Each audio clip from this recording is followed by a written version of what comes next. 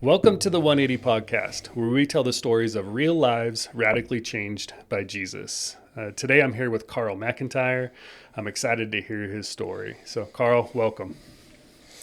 Thank you. All right. Excited to be here. Yeah. So, I know Carl through our church, through a program called Teen Challenge.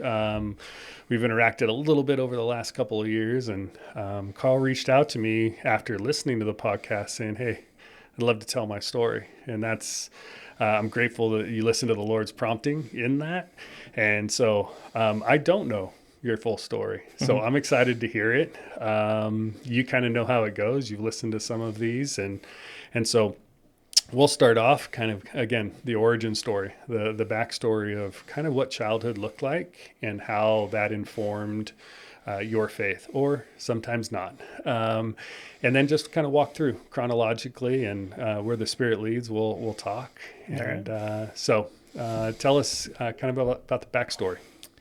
So I was born and raised in Grass Valley most of the time. I spent my first probably 9 years or so in Truckee and Tahoe area, kind of bouncing back and forth between mom and dad. Okay. Mom and dad were together for the most part until I was about 9 or so. So, I mean, we spent some good time up in Truckee when I was young. Gotcha. I think like as far back as I can remember, I've always been troubled, First, second grade, I was already getting in trouble in school. And that was like a result of my household. So the household I grew up in, no faith, no Jesus. I never knew anything about that. Yeah. It was definitely an abusive household between my mom and dad. Not with me, but I watched the abuse constantly. Yeah. Mom and dad always fighting, alcohol, drugs in the house. Do you think that influenced kind of even really early acting out? Yep, definitely. Yeah. I think I was crying out for attention that I wasn't getting. So I would go to school, and that would be a safe place for me to lash out and get some attention. Yeah. So yeah, first and second grade, I definitely got kicked out of school a couple of times that I vividly remember. Wow. I mean, yeah, it was tough growing up in that environment in a household. Just you? Any brothers and sisters? I have a brother, and then I have a younger brother who I never met that was put up for adoption when I was 5. Gotcha. So, then I have an older brother who's a half brother. Okay. But it was mostly just me, single child in the household. My big brother lived with his dad. Gotcha. Okay. So yeah, as a young kid, it just started off super early, and then going into 3rd and 4th grade or so, it just continued on with the fighting and the drug use and all that stuff between my parents, and it was just kind of a mess.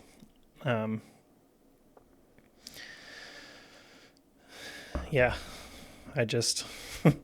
Yeah, that's tough when the example, and maybe this is it is a message to parents. Yeah. Even if you're not saying it, even if you're not doing something to the child, there's teaching and learning going on. Yeah, right? Exactly. Through example, through a lack of love, lack of attention, lack of intentionality, that at a very young age. Yeah. Starts to have a negative impact on the direction of a young person's life. So I will say, I'll talk with guys who are really busy with this career. They're traveling a lot. They're right there. And I encourage them, like the formative years of even as young as, 2nd and 3rd grade and through those elementary years, they're like, oh, I have time. No, that age is where a lot of foundation of how they're going to act, what they're going to believe. They say you form your personality around age 5.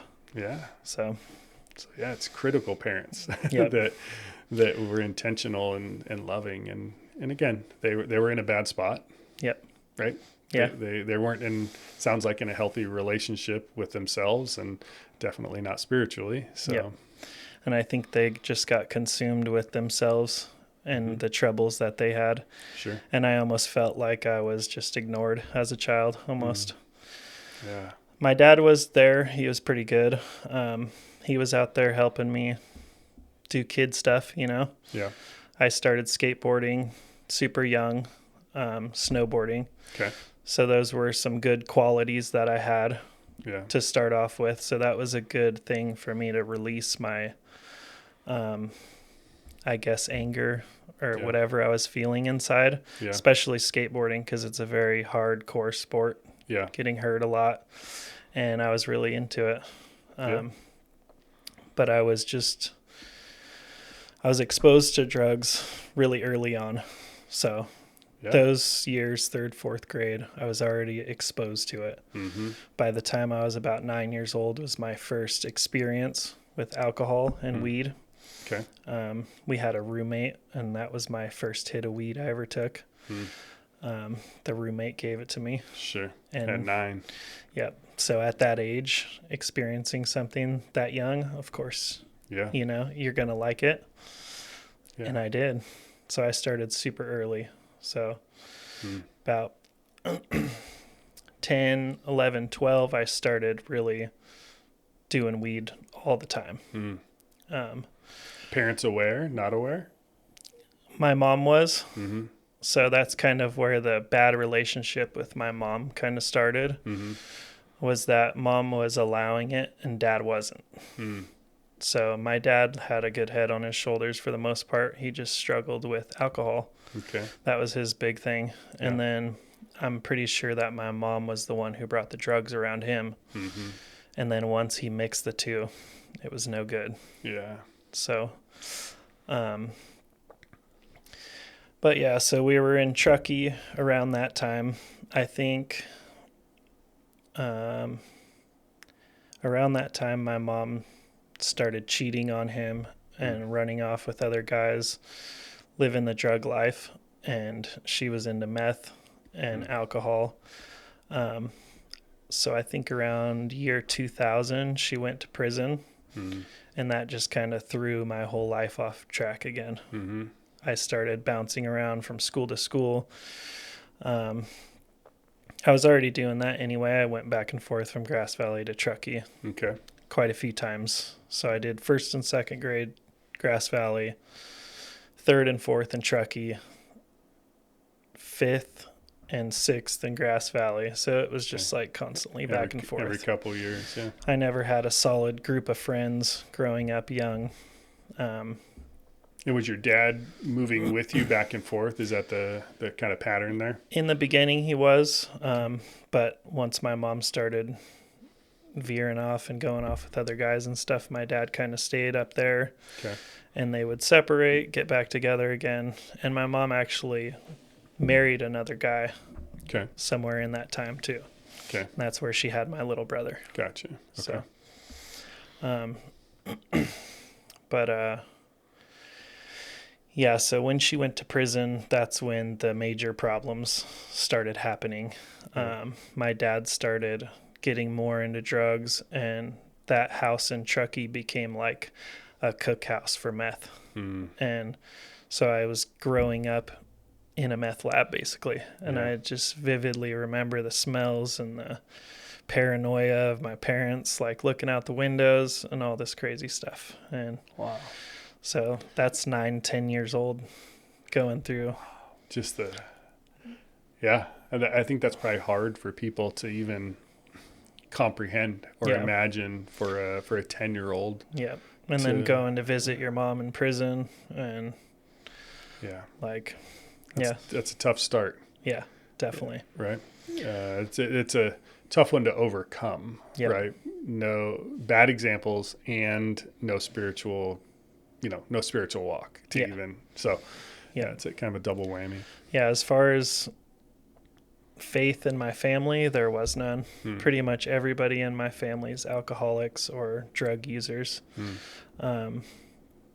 I have one aunt who was like diehard Christian, like never did anything in her life, which we'll get into a little bit later because she's a huge part of my story.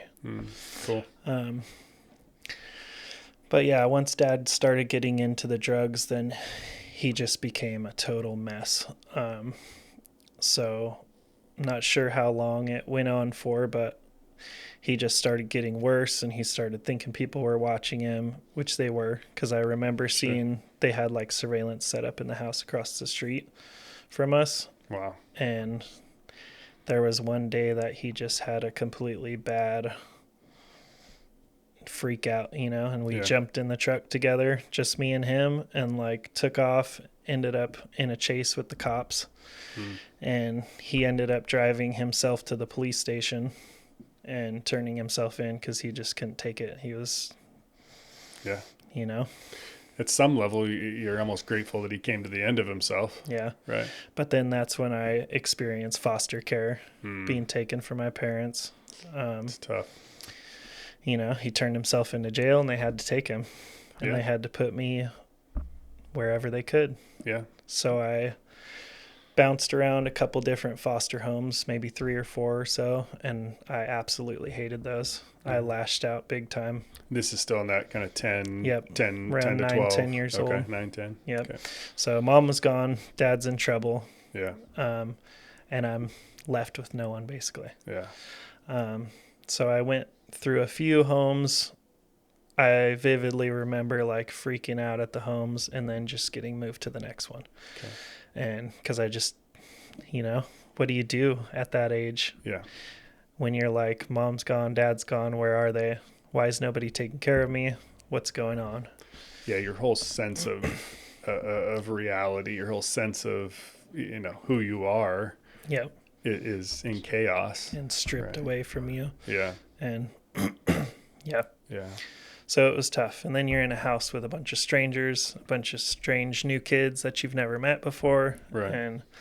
And so it ended up that my grandparents ended up fostering me, basically. Okay. I think that they were legal foster parents. So they took me in, which I didn't like to. And this is my mom's mom and dad. So Grandpa was super strict.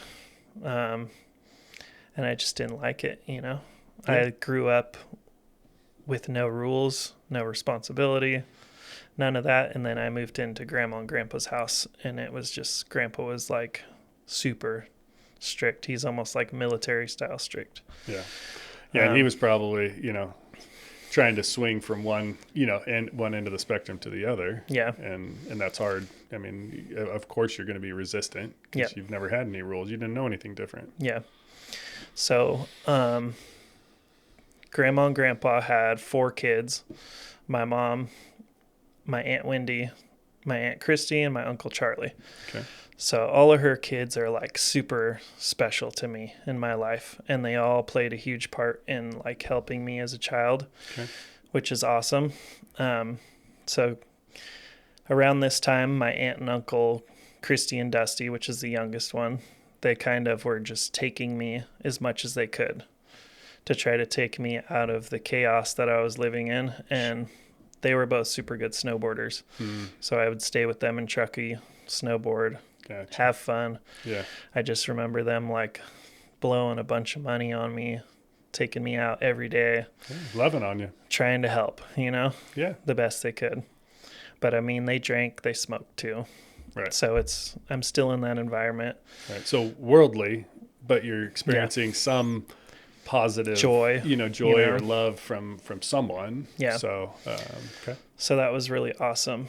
And like, I'll forever be grateful for that. I didn't really realize it back then, but looking back, like, for them to just take a child into their life, because they're like young, in their 20s, probably early 20s. Okay.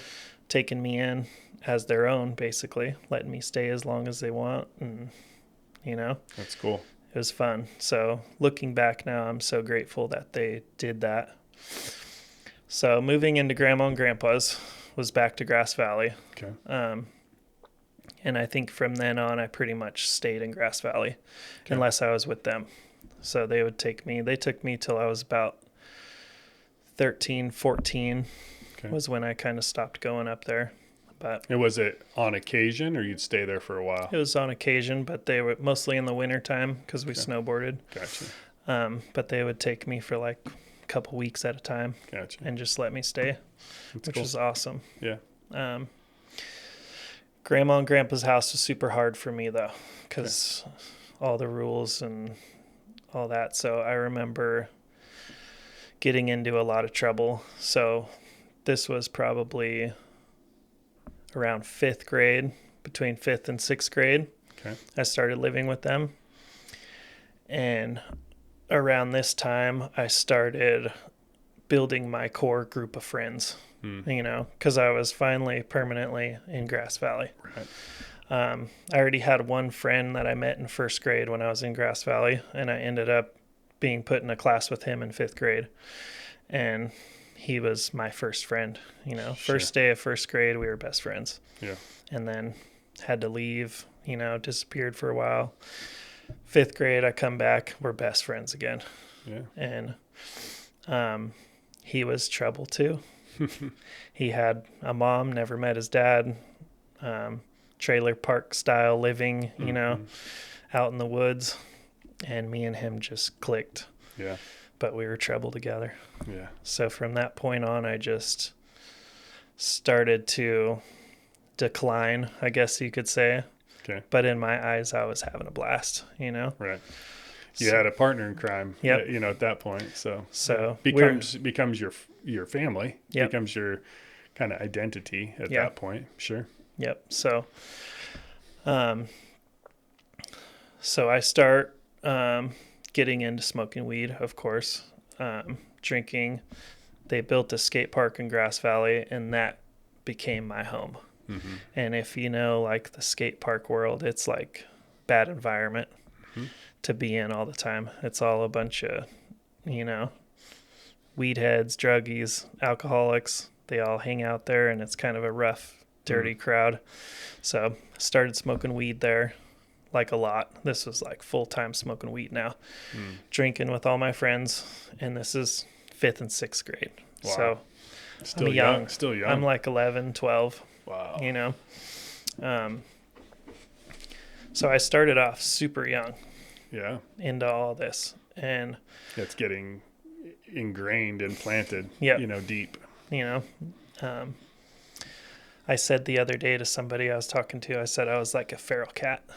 I was just out there, nobody to answer to, nobody asking me where I'm at, when I'm going to come home. At this point, I was just running away from Grandma and Grandpa's house, leaving for as long as I want. Still going to school and stuff. So sixth grade starts, still in Grandma and Grandpa's house. And sixth grade is when Dad kind of comes back around too. Okay. So he ended up moving to Grass Valley. My grandparents helped him get a piece of property, and he moved a trailer onto it.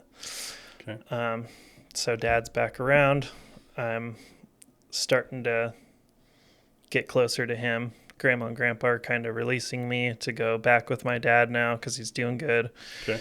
My dad's always been a super hardworking guy. He's always held a job through everything. Even through his struggles. Yep. Yeah. So he was a carpenter in Truckee for like a long time, 15 years or so. Okay. And then at this point, he's a carpenter in Grass Valley now for a friend of his. Okay. So he's got a job. He's doing good. He's got a property and a place. So I'm able to start staying with him a little bit now. Okay. But sixth grade is when I start getting into trouble. More trouble.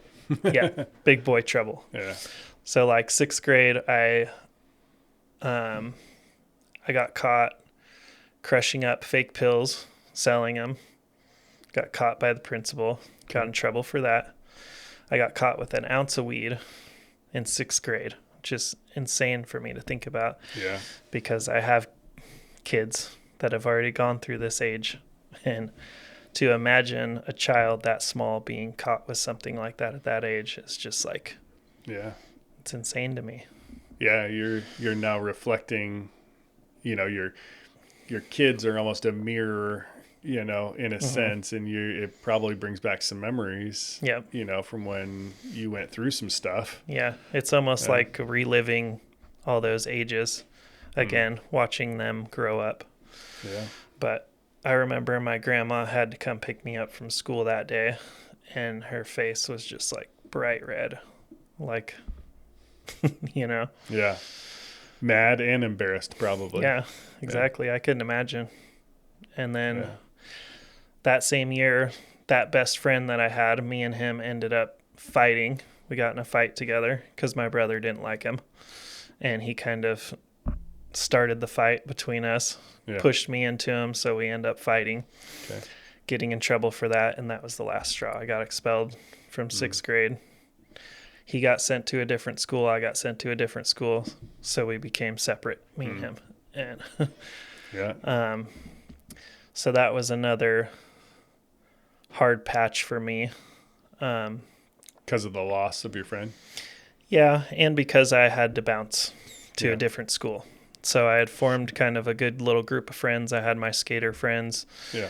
And we were all super close. Basically lived at the skate park for those 2 years or so. Yeah. And the other two friends that I had that were my skater friends both lived like right next door to the skate park. Yeah. So we were just walking back and forth and just hung out in that environment, and we were there. That's all you knew. Yep. And trying to keep all the timelines like correct because there's a lot going on at this time in my life. So dad comes back, mom's coming back into the picture. So mom gets a house in downtown, and this is actually about a year later. These years were all a blur to me, so it's like hard to put it all together. But my dad had that property up there until I was 13. Okay. And I'm pretty sure mom came back around, got a house in downtown. It was called Church Street, and that street was dubbed Crack Street. So it was like the rough street in town. It's ironic. All the druggies were there, so I lived with her in that house from 7th to 8th grade. And then, between 7th and 8th grade, started smoking cigarettes, started drinking full time and smoking. So I was really partying. I had pulled in another core friend, and it started turning into like a little group, and we were inseparable for years, all these friends. But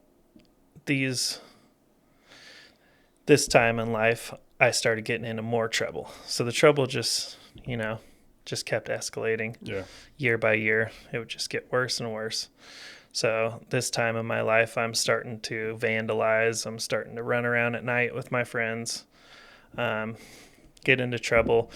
My first little chase, I guess you could say, with the cops. We were downtown stealing boxes to go build a fort in the bushes with. Cops pull up on us in the middle of the night, and we all take off running. Run from the cops. And that was kind of like a high to me too. I remember that feeling, just like running, getting away, and laughing about it later. And that'll play a part later on in the story. Sure. But pretty much we're just, kids being kids, running around, throwing stuff at cars and vandalizing and being bad. And living with my mom wasn't a good environment because my mom was like the type that just let me have all my friends over, party as much as we wanted to, tear up the house, and she didn't care. Wow. We could smoke, we could drink, we could do whatever we wanted to.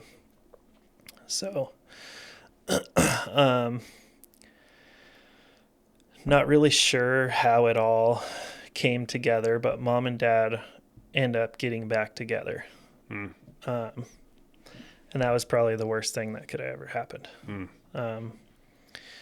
So we move out of that house. I'm not really sure how it happened. I'm pretty sure we ended up getting kicked out because The one downtown. Yep.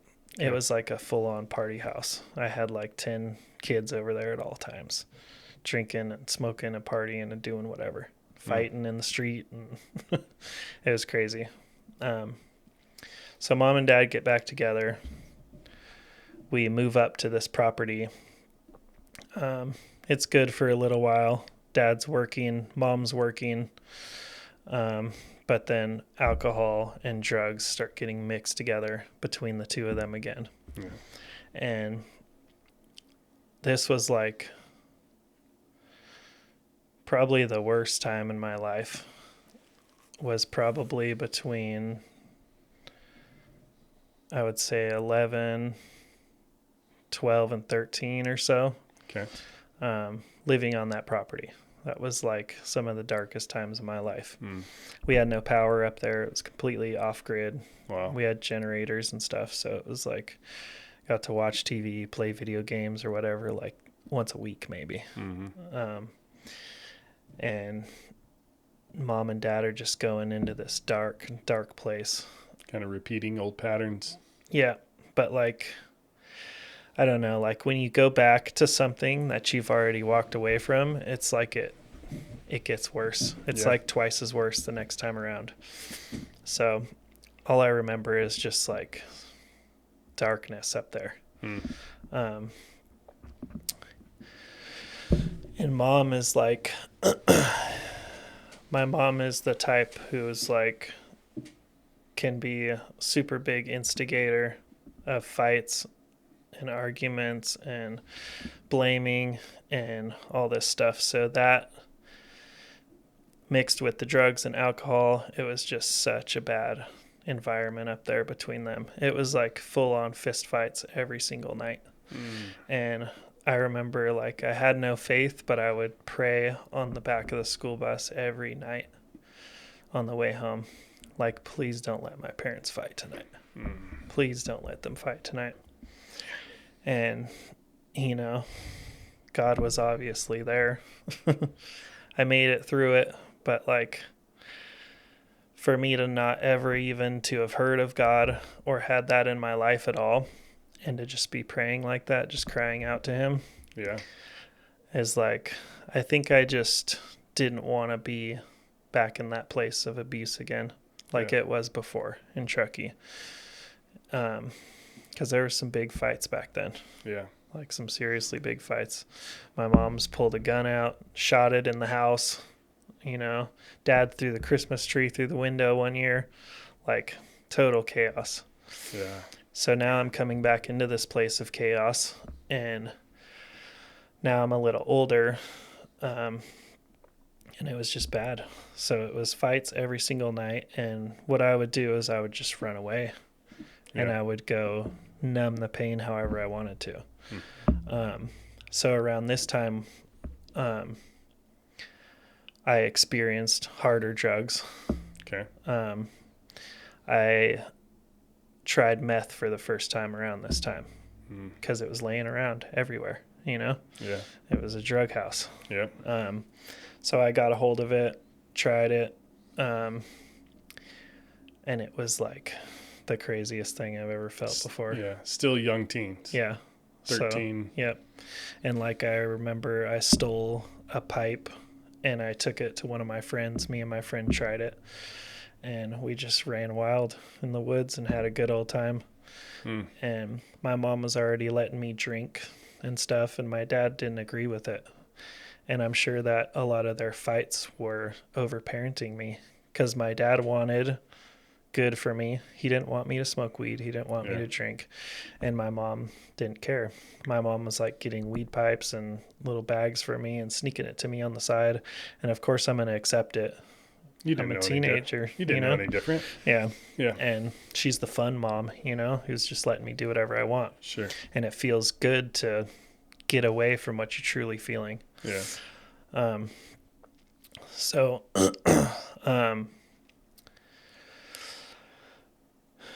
so the fights continue. There ends up being a more serious fight. And I'm the only witness to this fight still to this day. And I'm the only one who knows what really happened that night. Mm-hmm. And I can still see it in my head like a movie, and I don't think it'll ever go away. Mm-hmm. And this was the turning point for my life right here. I just knew, like, when you just know something bad's going to happen and it's just coming. Yeah. I just remember the car ride home that day. We picked my mom up from her work, and I could just see it in her face, like this is going to be a bad night. And she was on one of her nights where she wanted to fight, and you could tell. And we got home, and it was a full-on fight, and my dad was like super drunk, like couldn't walk drunk. And he was like that for a long time up there. He was like full-on alcoholic all the time, like non-functioning. He would still get up and go to work, but any other time there was nobody home. So we get home, huge fight breaks out. My dad's totally silent the whole time. He just didn't want to fight. I could feel it, like he didn't want to fight anymore. But he was so drunk that, he snapped. And he was standing on the stove. He had his hands on the stoves, and he grabbed one of the burners, like one of the cast iron burners. Yeah. And he meant to just throw it behind him at the wall. And he threw it, and it hit my mom right in the face and broke her whole eye socket. And it was bad. And here I am, 12 years old. Yeah. Like freaking out. Yeah. And so I was the one who had to, I think he totally snapped because he kept going after that. And he was still trying, he saw us trying to leave, and he was chasing us. And so I had to grab a rag basically and like grab my mom by the head and put pressure on it. It was the scariest thing I've ever seen. Like her whole head was broken open. Yeah. And so I grabbed the rag, put it on her head. She tells me to go get the truck, which is my dad's truck. It's the only car up there. He's the only one driving. And that's not going to go over well. No. And I'm like, I don't know how to drive. And my mom's like, you just hit the pedal, you steer, and I'll do the shifting, because it was a stick shift, old Toyota. And we jump in the car, and I'm literally hand on the wheel, holding a rag to my mom's head, trying to put pressure on it while she is shifting for me. Wow. Telling me when to push the clutch and all that. And I look in the rearview mirror, and my dad's chasing us down the driveway. And we took off, and we found somebody on the road, pulled over. He drove us to the hospital. And from that point on, stripped away. Everything's stripped away again. I lost my place to stay. My parents are broken up. This huge thing happened. And mom's in the hospital, and dad's obviously in big trouble now. Yeah. Because the hospitals then has to report what happened. Exactly. So this time frame was kind of a blur after that. I was taken off, I know that, because I just didn't want to be around it. But mom was in the hospital for a good amount of time. She got a bunch of staples. This whole bone right here was broken. And it was just a mess. Was it back to foster care or with family again? No, it was back. I think I was back with my grandparents at that point. Yeah. Me and my mom actually stayed in like one of those domestic violence homes. Yeah. Like protection homes where nobody knows where you live. You can't get mail, all that stuff. Yeah. So I was placed in one of those. That only lasted for a couple of weeks though, I think. And my mom she couldn't be contained in a place like that because she was still on drugs and all that stuff. So I remember staying there for a little while, but then after that, mom was out for revenge, I guess. So she actually ended up going back and burning his house down for that with me there. I was with her, and like insane. 12, 13-year-old child going through this. Yeah, I'm not sure there could have been quite an opposite of a good example. Yeah, Right? exactly. Yeah. And basically, my mom's outlook on all of this was, are you going to stay with him or are you going to come with me? Yeah. And I chose my mom. Yeah. And I think that looking back at that, that's a big regret in my life. Because I don't think my dad was a very bad man.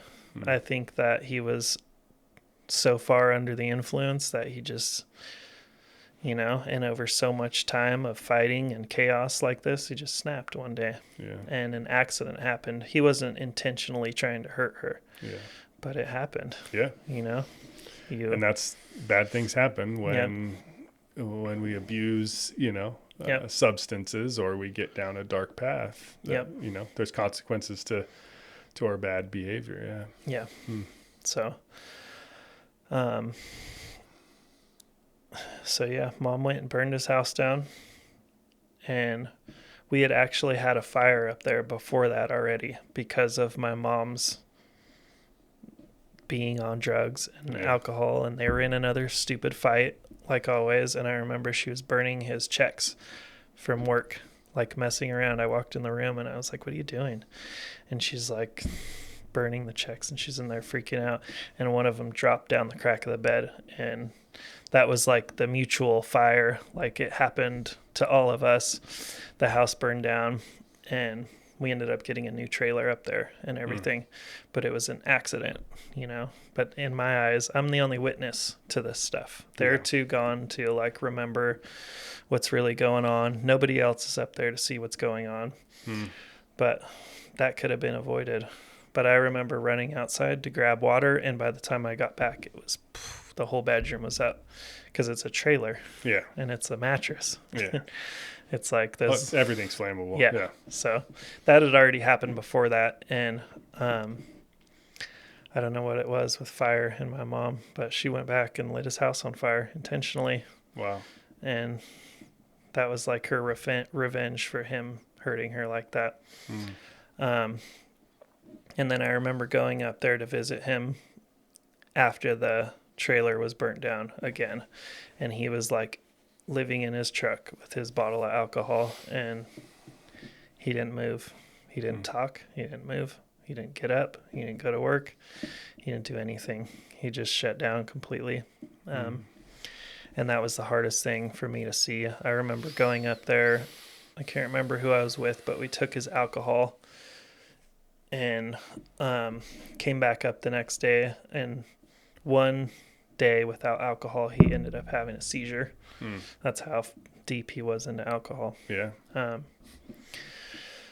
that was super hard to see, as a child. And I just remember trying to talk to him, wanting to talk to him and get a response from him and telling him I love him, and there's nobody home. Yeah. He just didn't talk at all. That's pretty deep into your alcoholism. Yeah. So, and then after that fight happened, I don't know the process really, but he ended up going to prison for it. I think he did like 2 years for it. Okay. So that was the last time I ever saw my dad. Okay. He went to prison, and then after prison, he moved up to the Seattle area, and he ended up getting his life right, and he's been a carpenter up there still to this day. Okay. And he's been clean and sober still to this day, over 15 years. Wow. Maybe a little more than that now. But my life was left in shambles. Yeah. And I was left mad at my dad, and through a lot of influence from my mom, of course, because my mom's like, he's the bad guy. He did this to us. It's his fault we're like this. So at 13, me and my mom become homeless together, basically. There's no more grandma and grandpa. I mean, they were around. They wanted to help, but they couldn't at this point. They couldn't help anymore, yeah. I was too far gone. I was already experimenting with meth. And one of those other core friends that I had, he was already doing the same too. one thing about me and my friends is like I look back and we're all fatherless. We're all grew up exactly the same. Yeah. We had so much in common. Um, so I had another friend who was already experimenting with meth too, and then that was just like me and him got together, and that was it. So that became a part of my life. So now I'm homeless. I'm on drugs. I'm on alcohol. I'm still going to school because that's where my friends are. Sure. That's the only reason I'm going, is the free lunch and the friends. And 13 years old, yeah, is that was the big turnaround. So mom becomes completely homeless, like living in a tent in the bushes. I'm doing it with her, but I refuse that lifestyle of like dirty homelessness, Yeah. Excuse me. So I, around this age, start selling drugs too, Okay. to kind of keep myself afloat. So I start selling weed at school, because it's in Grass Valley. It's everywhere. Yeah. Fully acceptable. Yeah, so it's free to me. You can trim, you can do all these things to get free weed. And then, so I just started turning around and selling it and kind of making a living for myself. Started couch surfing and staying with friends wherever I could. Yeah. Better than being homeless. Yep. Yeah. And then mom starts going, like from man to man to man to man, abusive man to abusive man to abusive man. After this, I don't know what it is, but so anytime she would get a guy, they would get a house, I would go stay with her, of course. Sure. I'm not willing to sleep in the bushes, but if you got a guy, you got a house, I'll come stay. So I'm kind of forming this like fend for yourself type of lifestyle. Yeah. Which bred a lot of selfishness in me and a lot of like, if I see it, I'm going to take it, Yeah. And so with selling drugs and stuff, I'm also stealing. I'm also, doing whatever I can to earn money. Yeah. So now we're getting into like 8th, 9th, Yeah. like Junior high. start of freshman year. Yeah. So the drugs are still in full effect. I was on meth for about three years, not fully, but I was doing it, Yeah. regularly, but I wasn't like a full, like you couldn't tell. I was like a druggie, because I was just doing a little bit of everything all the time. Sure. And now I'm going into high school. So high school, of course, is a whole different world for a kid. Oh yeah. Especially for a troubled kid like me. I've got my group of friends now. We're all troubled. We're the bad kids in school. So we go to the big high school. We're basically, I think I was in the regular classes for like the first month or two before they realized like, hey, this kid's got to be separated. So they actually had a section in the high school that was 2 portables, and that was our classes. Like everybody had like 8 subjects during the day or 7 during the day. Yeah. We had all those subjects in 2 classrooms. And we like had to eat lunch separated from everybody. We were like the bad kid class. So it was all kids that are in and out of juvenile hall. Yeah. That type of thing. They're all troubled kids. Segregating you guys so you don't influence others. Pretty much. Yeah. Because when we mingle with like the regular crowd, we end up in trouble, fighting and all that stuff. So, so now I start really partying. Once I hit high school, I just started partying. Life was a party. House parties, fights, all the stuff. I was very influenced by like hip hop, rap music, that kind of culture. Yep. That really started very young too. I remember my dad when I was a kid, he used to listen to rap music in the truck with me. It's funny, it was like either country or rap. And It's funny. one of the two. Yeah.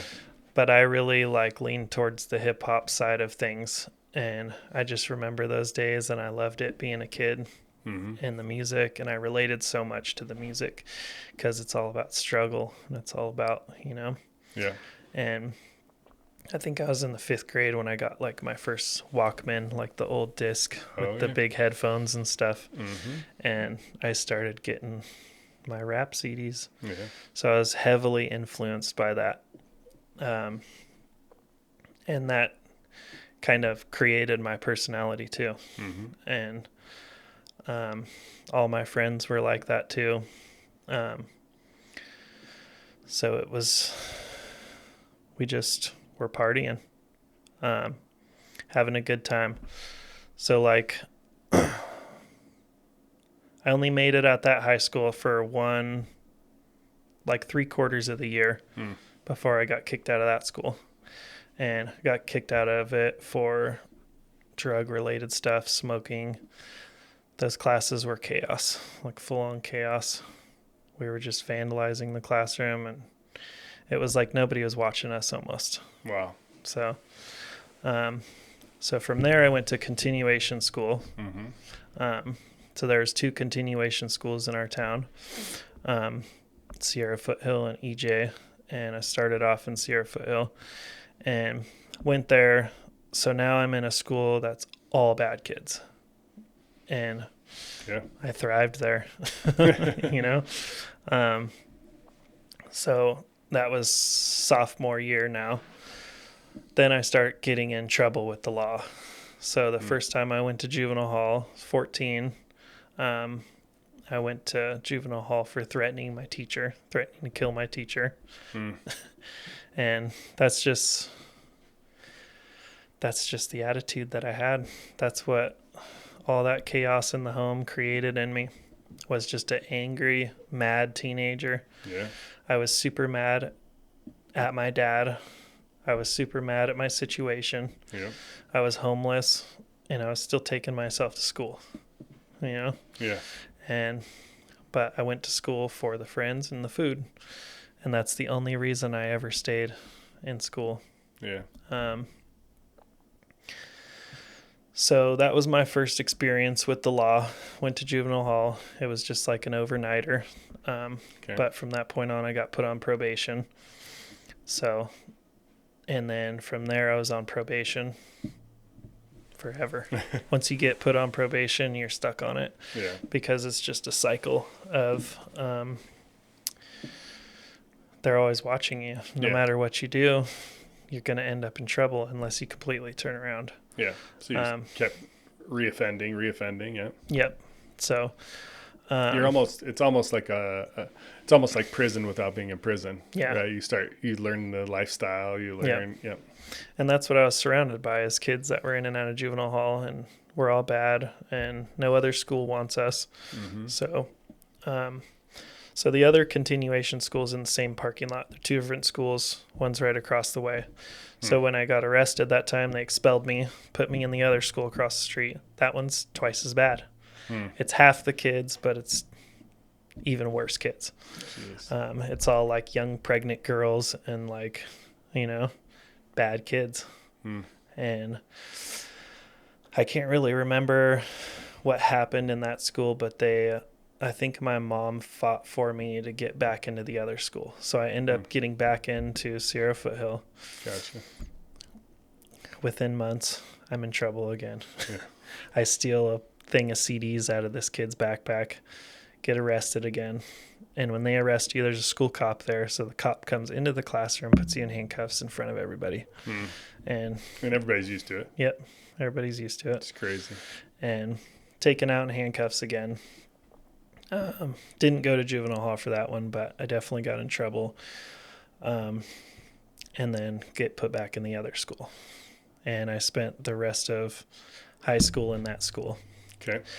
So that school was smoking breaks. Like every 20 minutes we're smoking breaks. Wow. So it's kind of crazy that high school was still like that at my age, you know. Yeah. Even the teachers were there having smoking breaks with us in that school. So at that point that school moved down a few miles out of town. And so we were kind of separated now from everybody else. Yeah. And so that was sophomore year. So between sophomore and junior year, I think this is like 2004 or so, somewhere in there. Okay.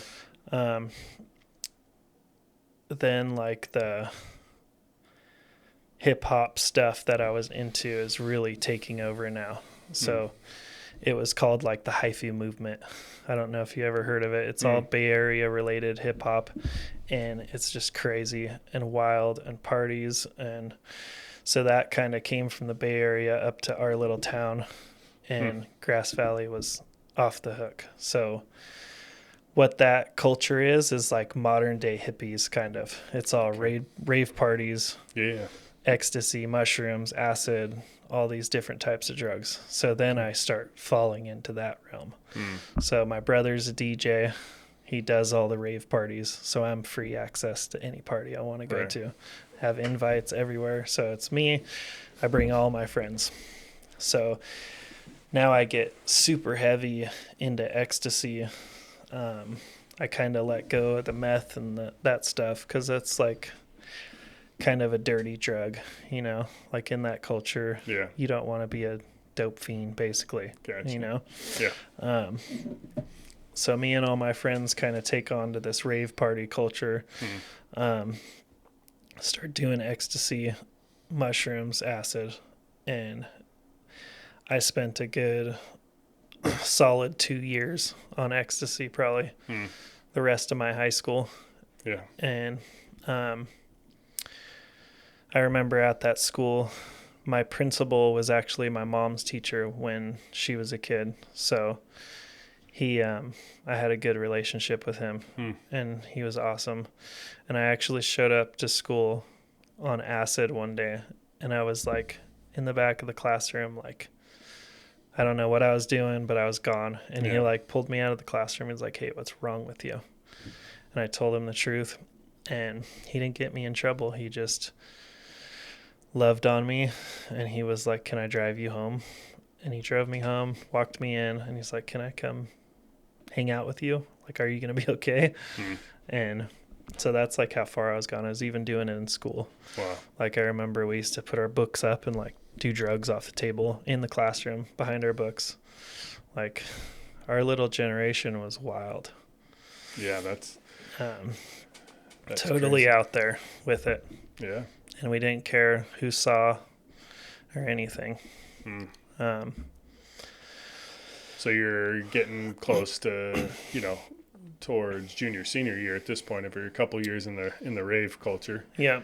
Yeah. So this time in life, I stopped caring about school, like completely. I just don't care anymore. I'm not doing the work at all. I'm still showing up, but I'm leaving early. Extended lunches, whatever I want to do. Just don't care. And none of the teachers care. They all expect us either to go to jail or go to prison at this point. They're like, these kids aren't going to make it, That's kind of their attitude towards us. Yeah. So I just completely stopped caring. And I just start partying more. I start getting into more crime-related stuff. Start robbing cars, robbing houses. We would go around and just break into cars all night, run around breaking into cars all night. And that's how we... Was that to fuel habits? Yep. Was that to fuel the drug? Yeah. And it's also like an adrenaline type thing too. Yeah. It was just running around being bad. So I'm getting really heavy into drugs. I'm starting to get in trouble. I'm starting to do all this bad stuff. I'm around 16 or 17. My mom was doing pretty good at this point. She had an apartment, like her own apartment. She wasn't like living off of a guy anymore. And it was nice, but she saw me like really doing bad. So she decided to move us away to try to get me better. I think was kind of her goal. I think it was for her a little bit too. Sure. She had a friend in the Bay Area in San Rafael who let us move down there, and not good, because my whole life was fueled by that Bay Area hip hop culture, drug using, and all this stuff. So now you're taking me from a school of all these kids that I know, that I'm friends with everybody, to this ghetto inner city high school. I was literally the only white kid there. So I had to find a way to fit in, you know? So my way to fit in was weed. I'm from Weed Central. And I get it for free. So I felt it out like the first day of school. Second day of school, I was like, I'm bringing some weed to school. And this is how I'll make friends. This is how I'll make friends. So these two black kids come up to me and they're like, you're from Nevada City. So like, that's how known it is. I go to this random city in the Bay Area and they know about my little town. I was like, wow. I was like, you guys know about Nevada City? And I was like, yeah. So I smoked with them after school, and it was like that. Instant friends. And instant connects. So now I could come up to town. I started selling weed down there because it sells for twice as much. And so that leads into from selling weed to selling ecstasy, and it just accumulates from there. And so now I'm bringing all these friends down there to party and to meet all my friends down there, and it just turned into this huge thing. And I think my mom tried to get me out of town to help me, and it just made me twice as bad. Wow. And the reality of it is it turned me into a drug dealer. So I get full blown into selling drugs now.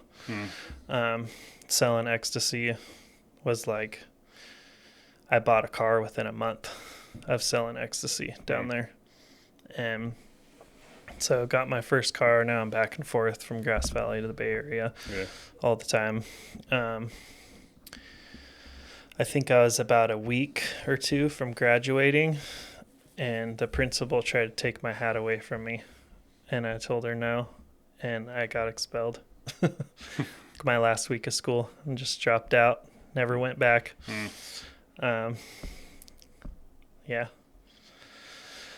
So that was crazy. And then from San Rafael, we moved to Vallejo. And then that was a whole nother thing. Because probably not much better. Vallejo is definitely worse than San Rafael. San Rafael is pretty nice for the most part. But it's ghetto. It's city. And I loved the ghetto.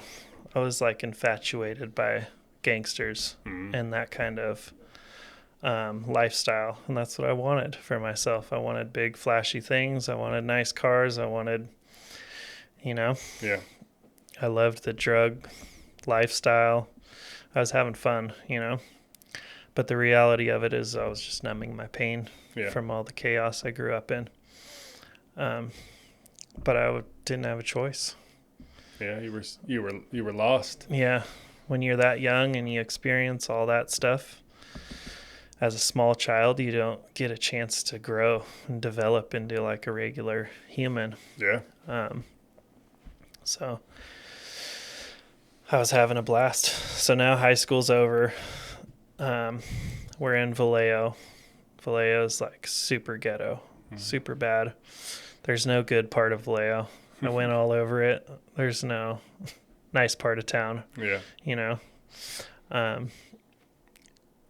my mom was doing pretty good. She was like working as like a doctor's assistant or something, like a front desk. Mm-hmm. And she was doing pretty good. She thought I was probably doing pretty good too, but I was just doing bad. Mm-hmm. She was at work all the time, and I had the house to myself, basically. Yeah. So at this time,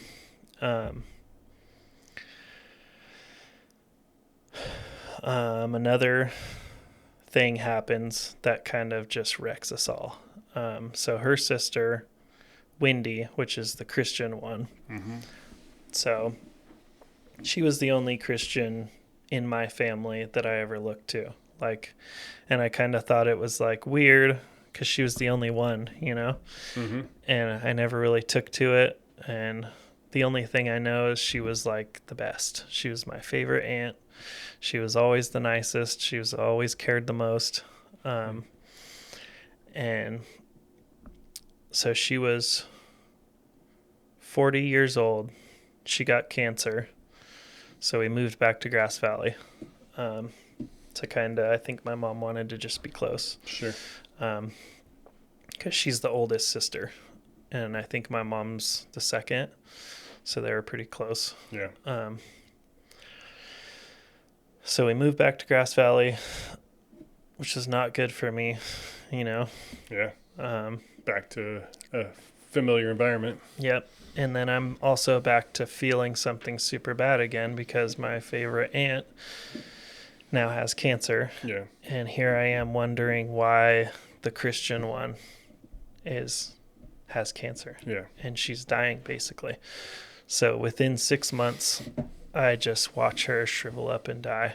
Mm-hmm. And it was the saddest thing that I ever saw, you know, or experienced. Because I'm like, God's supposed to be good, you know? Like I was super confused by it. Yeah. Because I didn't know anything about Christianity or God. I just thought like if you live that way, you're supposed to be, you know? Yeah. It's supposed to be good. Yeah.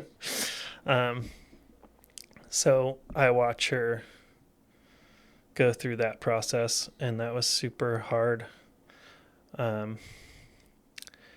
She was always so good. And like if you read her memorial sheet, all the things she was doing was like crazy. She was just out there, and she wanted to be a missionary and all this stuff, and she was already a missionary just doing what she was doing. Yeah. So she'd never done drugs in her life, never been with a man. She was a virgin when she died. You know, that's how into it she was. Yeah. Which is crazy because brother smokes and drinks, sister smokes and drinks. My mom is like full-blown drug addict, crazy, fighting, bad men, all this stuff. And she's like the golden child. That's crazy in the midst of all that. Yeah. So it was super confusing for me to watch her die the way she did. So that made me like mad at God, you know? Like, how can you be God and let this happen to somebody so good, you know? Sure. Like, she was always there in my life and always around. And anytime she was around, she was good. And she was trying to help, and she was just loving on us. And she loved my mom no matter what she was into. And so that was super hard for me. So I came back to Grass Valley, watched all that happen, and then instead of doing anything good, I just went back to hard drugs. Yeah. So that's when I got back into meth. And when I got back into it, it was like, I don't know, it took me like a week, and it was like, boom, I'm a full-on dope dealer now. Like I went straight, because I was already selling other drugs, you know? Yeah. And I have to support myself. So I had this friend that was always like poking at me, like hinting like, you want to get high with me. Like he was always on meth for a while there before me. And he had known that I had a past with it. And it was like this thing, like he wanted me to show him, you know? Yeah. It was like, I don't know what it was. So he was always poking at me, asking me and asking me and asking me. And then finally one day, like when I got the call that she had died, I was like, okay, give me that thing. Yeah. Again, trying to numb the pain. Yep. And within a week, I was, having ounces on me and selling it. And that lifestyle as a meth addict, dope dealer is like insane. It's super fast paced. Like, just that portion of my life was just like, it was fun, but bad, Mm-hmm. I had so much fun, but I just, I didn't know anything different, really. I just was running full speed. Yeah. You were experiencing the world's fun. Yep. Yeah. And you loved it. Yeah. Yeah. So, once I got on board with that, my mom did the same thing.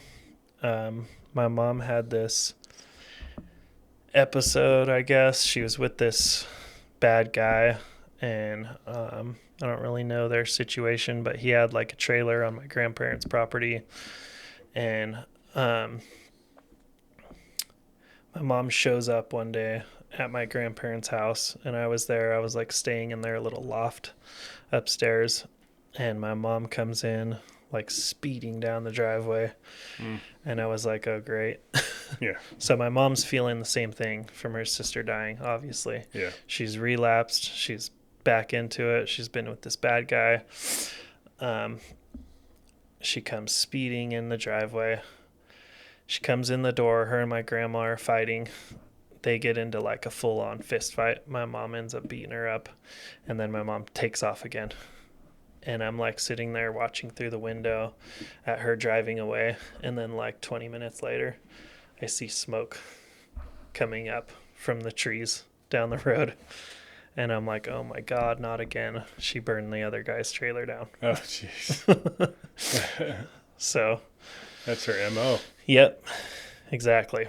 So that was super traumatic for me again to have to go through that. Hey, reliving the same thing. Yeah. And yeah, that was scary. And then from that point on, my mom was just mixed up with such bad dudes all the time. Yeah. Even through high school and stuff. Like whenever, after that situation with my mom and dad, when she left him, she just had bad boyfriend after bad boyfriend. And I like joke around like there's not a boyfriend my mom's had that I haven't beat up. And I was her savior. I was her husband, Yeah, you were the one protecting her. That was the reality of it. It was like I had to protect her from all these bad guys, and my dad's the only boyfriend she's ever had that I haven't fought. And so even after we left that environment with my dad, that was still the lifestyle that I was stuck in. Yeah. So now my aunt's gone. I watched that whole thing in front of me. Super hard. Me and mom are both relapsed. Mom's going off the rails again. Yeah. Mom's homeless again, obviously. Your mid-20s, it sounds like.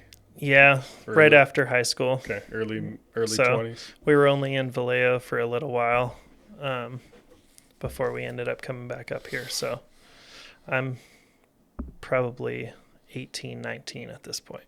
Okay. And so I just go full blown into the meth scene. I stop the ecstasy, I stop the mushrooms, I stop all that other stuff, and I just go into full drug dealer mode. And I'm still homeless, still couch surfing. My whole childhood I was infatuated with the gangsters, so that's what I started hanging around. Basically, I started hanging around with all the older guys from prison. Those type of dudes, and that's where I was getting all my drugs from and stuff too. Sure. Because my mom had a whole group of friends that are a generation in front of me, so that's like my people that I ended up connecting to. Yeah. Excuse me. And I just love them. I've always been infatuated with like the gangster type people, you know? It's like, because I had no father figure there. Yeah. So that's what I looked up to. So now I'm running around with them. So I start getting in trouble with the law again. I end up, I think 20 years old, 19, 20 years old, I get my first real big bust. So I got caught with a bunch of guns and a bunch of meth and a bunch of weed in this house. They basically raided the house. Found me there sleeping. That was a rough experience too, because like I had come down, I was sleeping on the couch, and I wake up to the door busted down and me being like picked up and choke slammed off the couch and put in handcuffs. And like, that was my first real intense arrest, you know? And somebody had told on me, they were watching me for a while at that house, because I moved into this place and I turned it into a complete drug house. And that was what I did. I was homeless, so I'd find a house, I would move in, take it over, turn it into my drug house, you know, with everybody that I met. And because that's all I knew.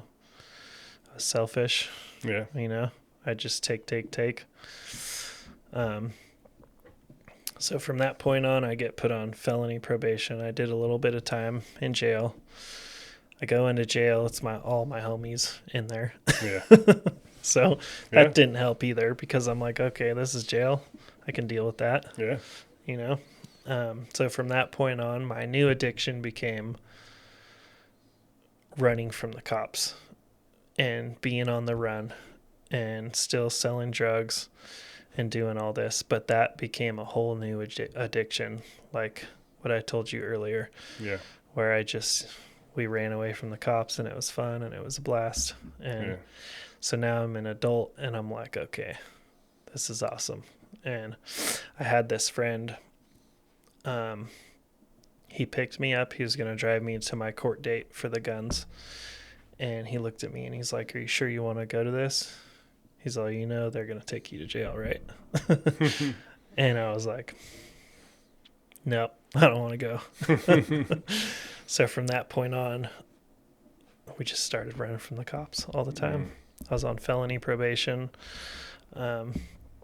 So anytime I came in contact with the cops, I went straight to jail, no matter what, for however long, you know. You probably had a warrant out for your arrest because you didn't show up to court. All the time. Yeah. Yep. So from 19 years old to 23, I was on the run constantly. I never went to court unless I was in a jumpsuit, you know, going straight from jail. So yeah, I was in it at that point. It became regular for me to be on the run, to be running around at night and ducking the cops and doing all this crazy stuff. And I was a full-on criminal at this point. I was just surrounded by bad people, bad environments. Everybody around me was doing the same thing I was doing. Yeah. And I was the drug dealer in town, you know? Thanks for listening to part 1. Just as a reminder, we drop new episodes every 2 weeks. So check back in for part 2.